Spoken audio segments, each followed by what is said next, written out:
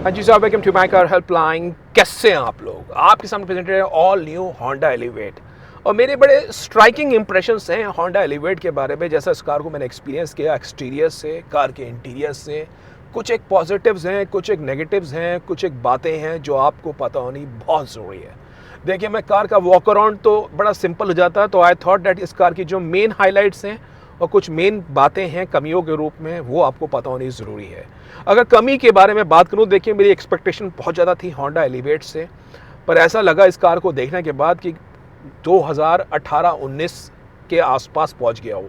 क्योंकि कार के जब कैबिन में आ जाता हूं तो इसमें कमी मिलती है कि ना ही कोई आपको इलेक्ट्रिक ड्राइवर सीट मिलती है, जो बड़ी एक्सपेक्टेशन थी कि होंडा इस कार में इलेक्ट्रिक ड्राइवर सीट देगा। ना ही जो फ्रंट सीट्स हैं वो कूल्ड वेंटिलेटेड हैं, उसमें भी बड़ी एक्सपेक्टेशन थी कि कूल्ड वेंटिलेटेड फ्रंट सीट्स होंगी। जो कैमरा है वो रियर व्यू कैमरा है, it's not a 360 degree camera, वो भी आप जान लीजिए। हालांकि कंपनी ने लेन वॉच कैमरा दे रखा है, आसानी होगी टर्न्स वंस के लिए, पर 360 डिग्री कैमरा आपको इस कार में नहीं मिलता है, जो मेरी एक्सपेक्टेशन में नीचे है। सनरूफ देखिए, आज की तारीख में लोग एस्पायर कर रहे हैं टुवर्ड्स पैनोरामिक सनरूफ। ऑल तो सनरूफ को मैं गिमिक मानता हूँ बॉस, लेकिन जो लोग 15, 17, 18, 20 लाख रुपए खर्च कर रहे हैं, मन में उनके जरूर रहता है स्टाइलिंग के आस्पेक्ट में। अब सेल्टॉस आ रही है फेसलिफ्ट में, उसमें पैनोरामिक सनरूफ होगा। इस कार में आप देख सकते हैं it's a small size electric sunroof. और टायर प्रेशर मॉनिटरिंग सिस्टम नहीं है इसमें, टायर डिफ्लेशन वार्निंग सिस्टम है जो आपको होंडा सिटी मिलता है, जिसमें लो एयर प्रेशर होता है तो आपको वार्निंग मिलती है। तो एक्सपेक्टेशन में थोड़ी सी कार कम होती दिखाई दे रही है, वो एक बात ज़रूर है। और भी चीज़ें एक्सपेक्ट कर रहे थे इस कार के अंदर, वो एक बात है। अच्छी बात क्या है, वो भी आते हैं, प्रॉस काफ़ी सारे हैं।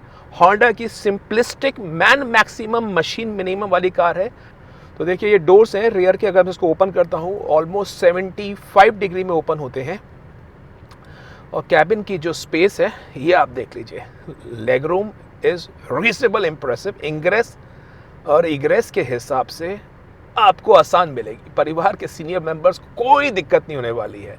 ये देखिए, this is a kind of leg room, जब आगे वाली सीट काफ़ी पीछे हो रखी है और इस तरह का लेग रूम आपको मिलेगा।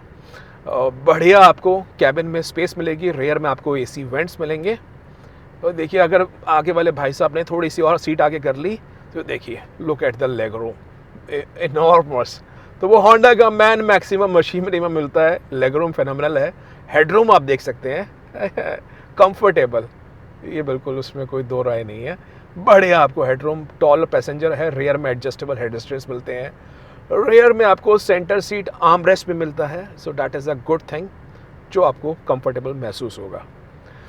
तो ये आपको अच्छा है। अब आपको रियर की सेंटर सीट में बैठ के दिखाता हूँ बॉस। तो ये जो सीट है ना, इसमें हेडरेस्ट में कोई जगह नहीं है, कंफर्टेबल नहीं है, और सीट बिल्कुल भी कंफर्टेबल नहीं थी because of this hard base back. तो एक्चुअली ये कार आप जान लीजिए 4 लोगों के हिसाब से है।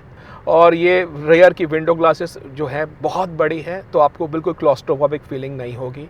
इलेक्ट्रिक आपको सनरूफ मिलता है, बड़ी सी विंडो ग्लासेस मिलती हैं, तो वो आपको कंफर्टेबल महसूस होती है। लेग रूम आपने देख ही लिया, और शोल्डर रूम के हिसाब से ठीक है। तो 4 लोग आप बिठाएंगे तो आपको कंफर्टेबल महसूस होगी होंडा एलिवेट। बाकी कैबिन में आप देखिए, इंटीरियर्स प्रीमियम लगते हैं। आप देख सकते हैं 10.25 इंच का टच स्क्रीन, इंफोटेनमेंट, होंडा का डिजिटल इंस्ट्रूमेंट क्लस्टर, होंडा का स्टीयरिंग व्हील का डिज़ाइन। और कार के एक्सटीरियर से अब मैं आपको थोड़ा वॉक अराउंड करके दिखाऊं तो देखिए, फ्रंट में होंडा की ये हॉरिजॉन्टल फ्रंट ग्रिल मिलती है, जो स्टाइलिश तो नहीं कहूँगा, लेकिन ठीक है, होंडा की बाकी कार से डिफ्रेंशिएटेड है। ये बॉनेट को आप देख सकते हैं, इसमें कट्स नहीं है, क्रीजेस नहीं है, लेकिन फिर भी एक सिंपलिस्टिक, जिन लोगों को होंडा की रिलायबिलिटी, होंडा की इंजन की रिफाइनमेंट चाहिए, I think they would be happy. Disappointment मेरी एक और हुई जब कार का इंजन देखा। 1500 सीसी का IVTEC पेट्रोल इंजन की कंपनी ने अनाउंसमेंट करी with 121 PS power, 145 newton metre torque, लेकिन सर इसमें हाइब्रिड के ऑप्शन के बारे में कंपनी वॉज साइलेंट। तो क्या ऐसा होगा कि भाई नेचुरली इस पर पेट्रोल इंजन की प्राइसिंग ही बहुत ज़्यादा होगी, बाद में हाइब्रिड कीमत और ज़्यादा हो जाएगी?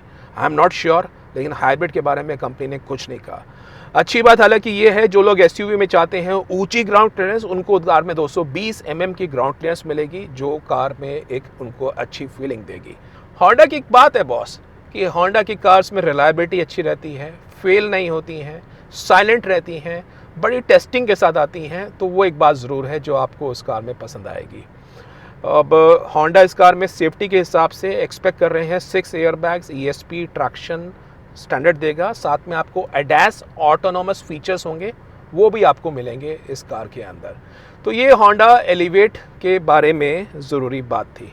अब आप बताइए कार का एक्सटीरियर देख के, कार का इंटीरियर देख के कैसा लगा। रियर के आप देख सकते हैं डोर में आपको अच्छी खासी जगह मिलेगी बॉटल के हिसाब से। होंडा के जो इंफोटेनमेंट का एक्सपीरियंस है वो हमेशा बहुत बढ़िया रहा है। इंटीरियर सर्टेनली अप मार्केट मिलते हैं, विद दिस आपको पैडिंग मिलती है डोर्स के अंदर। ये आप सीट्स देख सकते हैं, हालांकि कूल वेंटिलेटेड फ्रंट सीट्स नहीं है, बट फिर भी अंडर थाई सपोर्ट अच्छा था, और इलेक्ट्रिक सीट नहीं है, लेकिन फिर भी the seats were overall comfortable.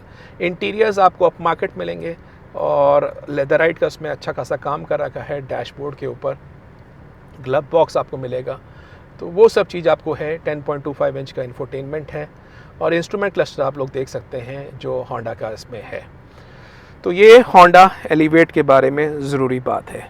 अब कुछ एक बातें और जान लीजिए कि एलिवेट की जो लंबाई है बॉस वो है 4312 mm, चौड़ाई है 1790 mm, हाइट है 1650 mm, और व्हील बेस है 2650 mm, जो बाकी कार्स के मुकाबले ओके है, एक्सेप्टेबल है। क्रेटा से तो बड़ा ही है। बूट स्पेस 458 लीटर्स की है, हालांकि बूट स्पेस नंबर के हिसाब से बड़ी है 450 लीटर्स, पर बिकॉज थोड़ा सा ऐसा लगता है कि कैबिन में बड़े बड़े बैग आने में थोड़ा सा तकलीफ़ हो सकती है, बिकॉज थोड़ा सा बूट का जो हिस्सा है बाहर आ रखा है।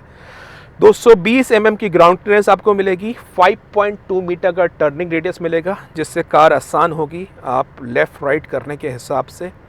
और ये कार के अंदर जान लीजिए होंडा की जो USP रहेगी वो रहेगी इंजन की रिफाइनमेंट, होंडा की सेफ्टी एस्पेक्ट, होंडा के जो मतलब बात कर रहा हूँ जो नेसेसरी फीचर्स आपको चाहिए वो सब आपको कार में अवेलेबल होंगे।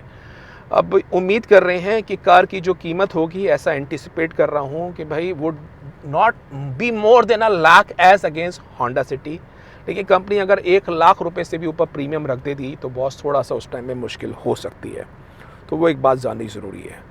तो होंडा एलिवेट की ये फ्रंट फेसिया के बारे में है, साइड प्रोफाइल के बारे में है, रियर के बारे में है, कैबिन के बारे में है। कैबिन के जो विंडो ग्लासेस हैं रियर पे आप देख सकते हैं, these are large size window glasses, तो बिल्कुल भी आपको क्लॉस्ट्रोफोबिक फील नहीं होने वाली है।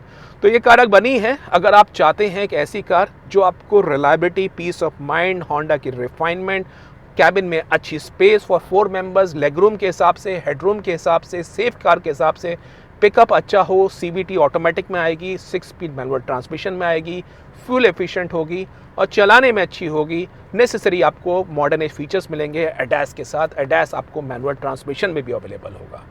लेकिन अगर आपकी एक्सपेक्टेशन है कि मेरे को चाहिए होता पैनोरामिक सनरूफ, मेरे को चाहिए होता 360 कैमरा, मेरे को चाहिए होता कूल वेंटिलेटेड सीट्स, मेरे को चाहिए होती इलेक्ट्रिक ड्राइवर सीट, थोड़ा सा एक कट्स क्रीसेस स्टाइलिंग के हिसाब से थोड़ा सा और डिज़ाइन ज़्यादा वो होता, तो वो आपको ऐसा महसूस होगा कि भाई थोड़ा सा एक कार आपकी मीट नहीं कर पा रही है।